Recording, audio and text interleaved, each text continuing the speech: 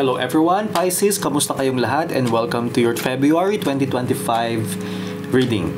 Kuha muna tayo ng mga cards and let's see ano yung mga advice na gustong sabihin ng universe para sa iyo. Let's see. Wow. Okay. Pisces, let's start.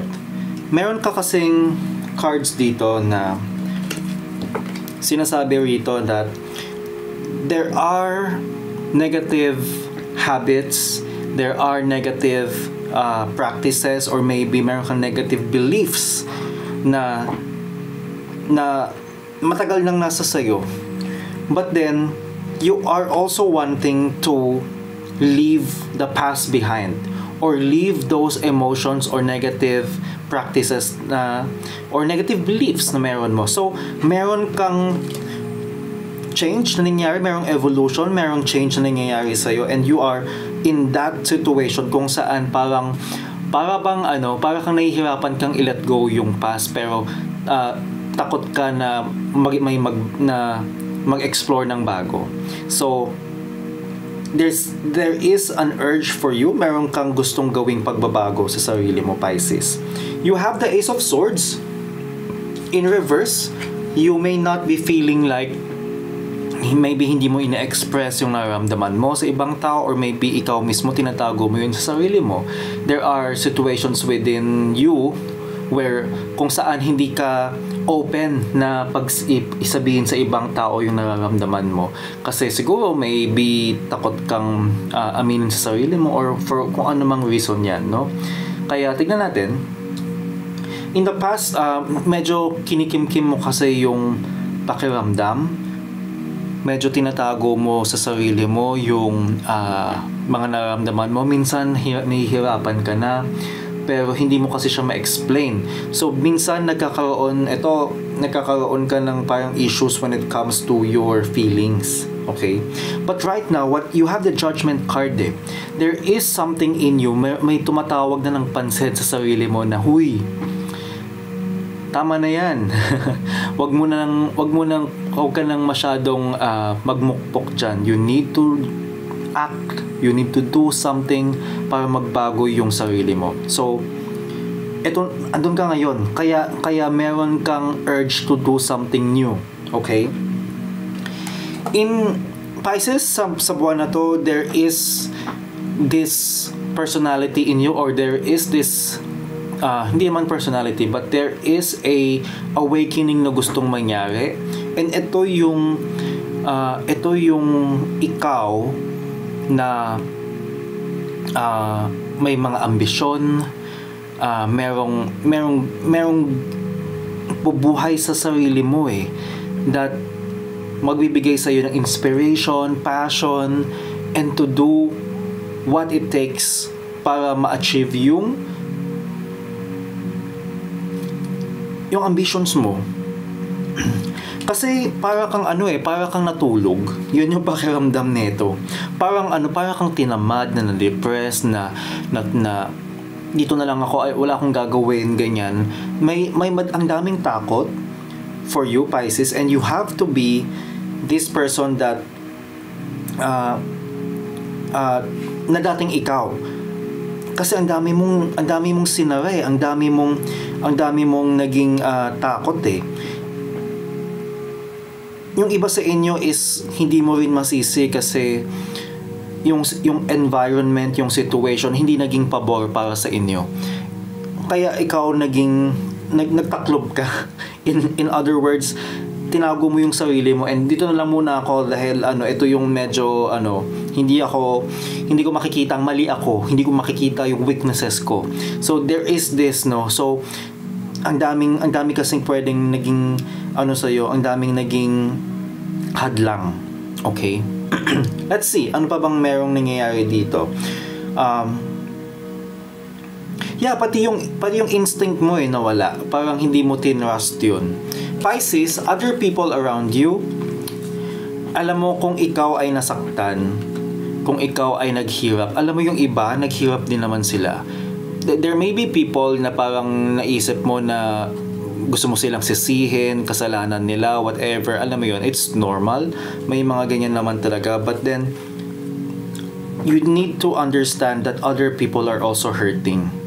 And yung mga naiisip mo siguro na gusto mong isisi sa kanila, or maybe you think na may kasalanan sila, hindi mo siguro nakikita yung buong picture kasi sila din mismo isa nasasaktan.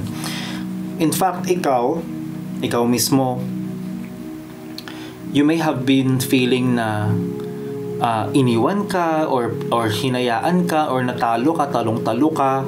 But somehow, meron dito kasing sinasabi na it could be the other way around. Maaari kasi na naging iba yung perspective dahil sa ang dami mong dinaanan, ang dami mong naging situation na parang inassume mo, possible, no? Na inassume mo na ganito yung naramdaman, ganyan. So there is this mistaken na parang situation. So nakikita ko dito na minsan parang nakikita na lang natin yung situation natin, and ang hirap tignan yung situation ng iba. So, hindi ko sinasabing totally mali kayo, but there is something na may hindi kayo nakita dito sa relationship mo sa ibang tao. Alright? Let's see.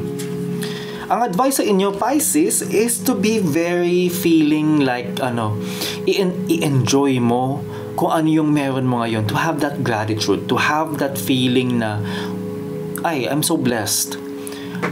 Kung minsan, appreciate mo yung sarili mo na, wow, ang pogi ko, ang ganda ko. Yung ganyan. Pero huwag mong sasamahan ng ang pangit nila. Huwag mong gaganunin. You need to have that pure appreciation kung ano yung meron mo.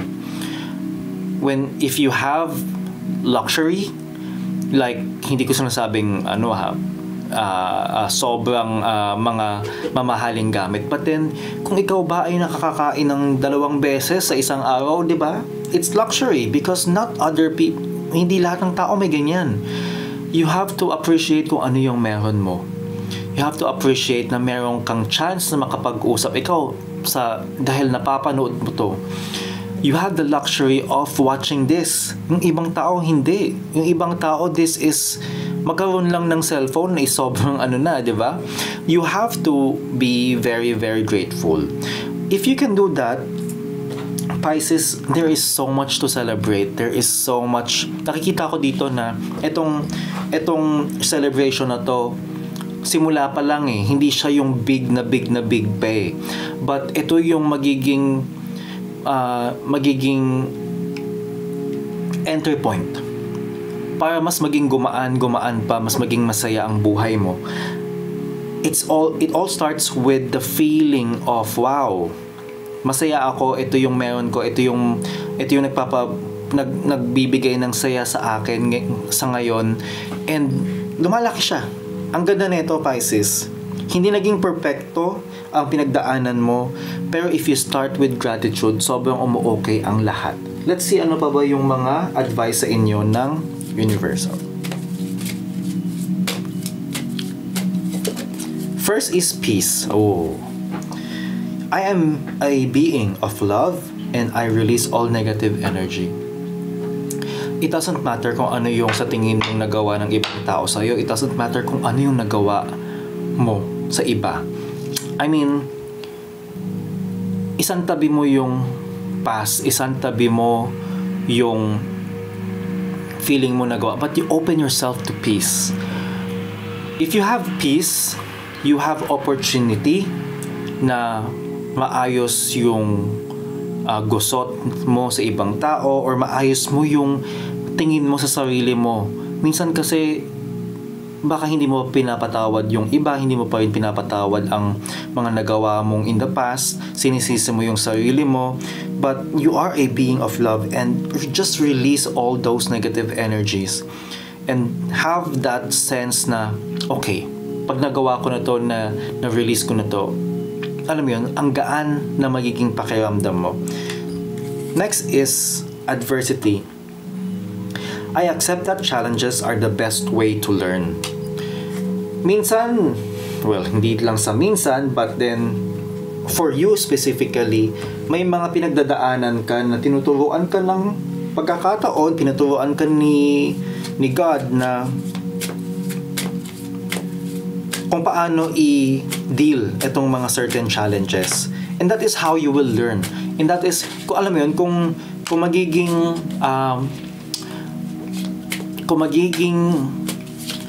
mapagkumbaba ka sa how you are going to approach things, then you will be able to learn things. But bilang tao lang naman tayo, nagkakaroon tayo ng pagkakataon na mas makita yung or gawin pa yung kabaliktaran. Alam mo yon, yung parang pagtatanggol ko ang sarili ko and all that. But then, yun ang sinasabi sa'yo, if you approach things with peace, alam mo, magpakumbaba ka lang din, malalearn mo yung mga bagay and mas nagiging magaan yung challenges or yung binibigay sa'yo. Huwag mo nang dagdagan ng anything na magpapasira pa, di ba? Next is, I love you. These are powerful words. Alam mo, pakiramdam ko dito, you need to tell yourself that you love yourself. You need to give yourself a chance na okay lang na nagkamali ka. Okay lang na hindi perfecto yung buhay mo. Okay lang na ito yung pinagdaanan mo. But what matters most is kung saan ka ba papunta and ano ba yung intention mo. Pisces, you need to tell yourself na it's fine, it's okay.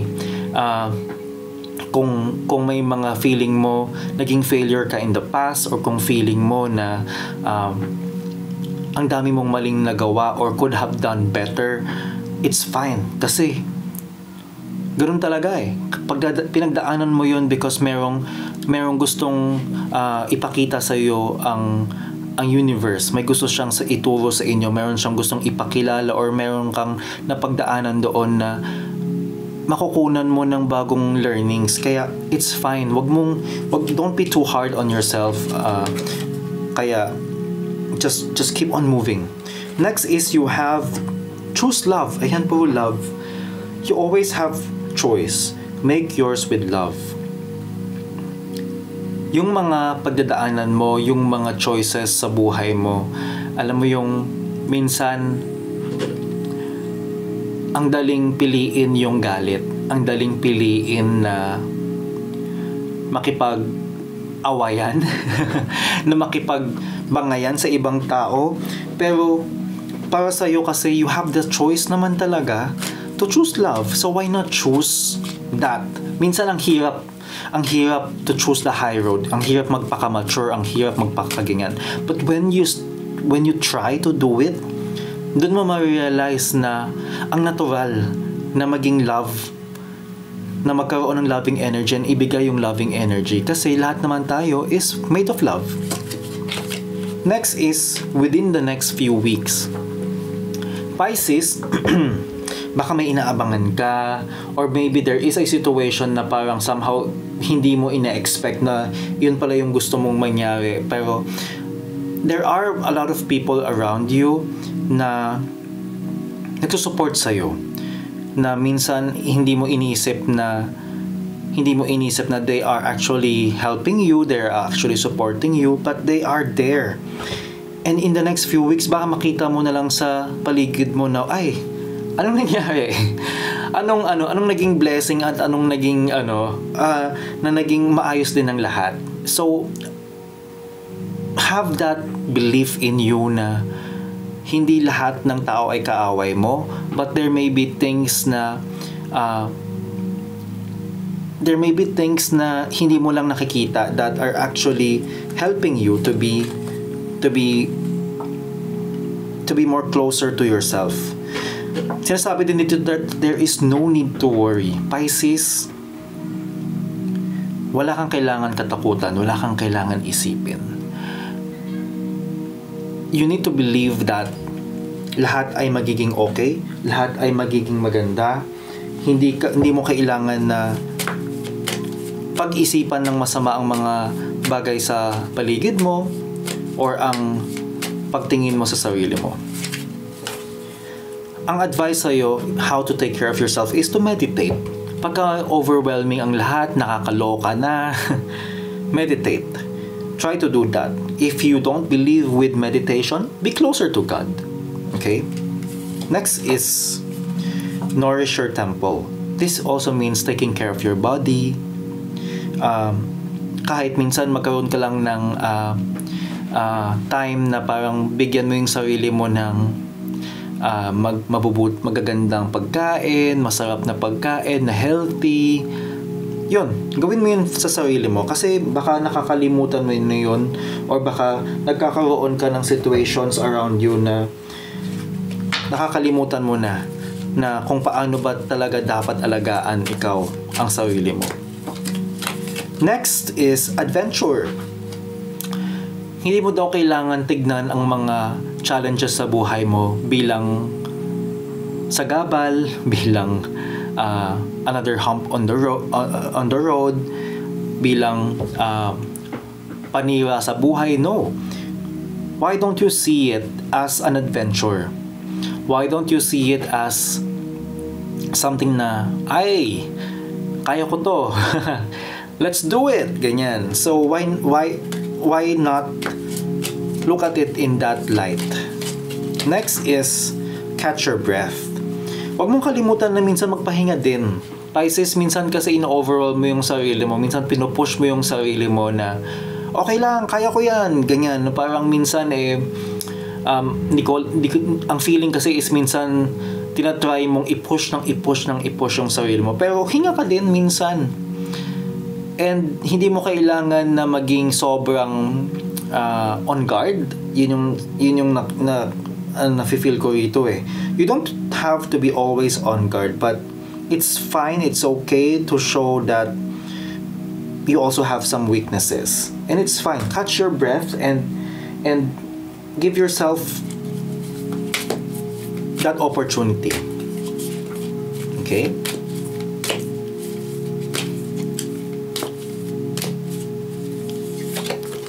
Next is doubt.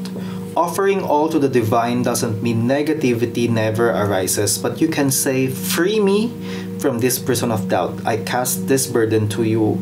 Show me your will and restore me to the faith and be confident. Pisces, you have so much doubt in yourself. If you have that, i-offer mo lang yun kay God. I-offer mo lang yun sa Kanya. Next is self-love. Show me how to love myself. Show me how to take care of the inner child. Show me how to be kind within. When you step into self-forgiveness, so much can change on the outside.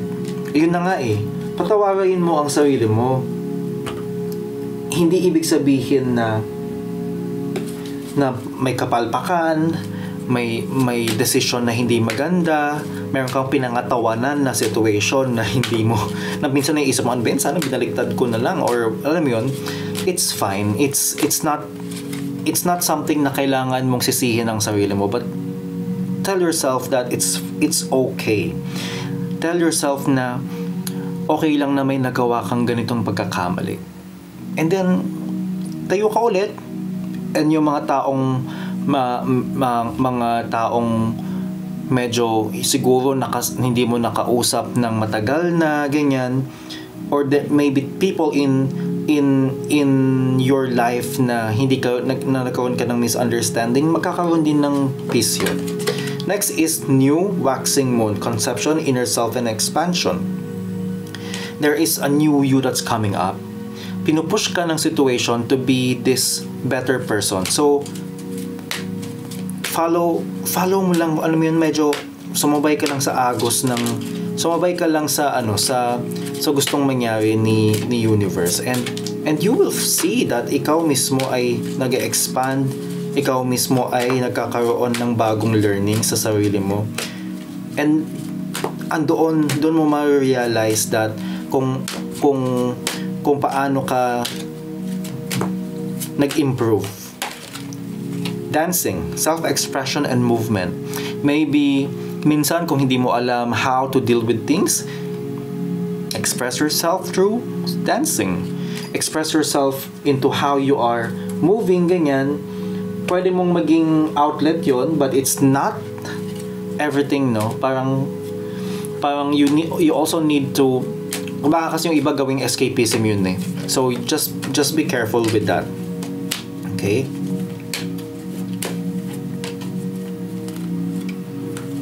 Next.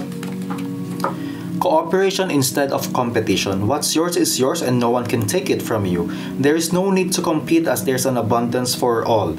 You have complete access to unlimited abundance for yourself and to share with others. With cooperative partnerships, you can accomplish anything. Tandaan mo na hindi mo kailangan makipaglaban sa ibang tao, but you can work with them. Hindi mo kailangan ng kaaway. You need more of those kakampi para magawa and magkaroon ng improvement sa buhay. Let go of guilt. When you allow your light to shine brightly, you inspire others. Forgive yourself for what you think you've done or not done, and trust that God loves you unconditionally for who you are. Learn and grow from past mistakes instead of berating yourself for them. Sinasabi ko nga sa'yo wala namang talagang hindi mo talaga magiging mapa-perfect score ang buhay. So it's okay, let go of that guilt. Visualize abundance in all forms. God gave you such spiritual power that everything you visualize eventually becomes reality. Hold a steady vision of that which is beautiful, helpful, positive, and filled with blessings, and that is what you will experience. Tignan mo na, imagine mo lahat ng mga, lahat ng negative na nangyari sa'yo, or lahat ng negative na meron mo ngayon, baliktarin mo silang lahat, imagine mo sila na napakaganda. Try mo lang. Thank you, Pisces, and see you in the next reading.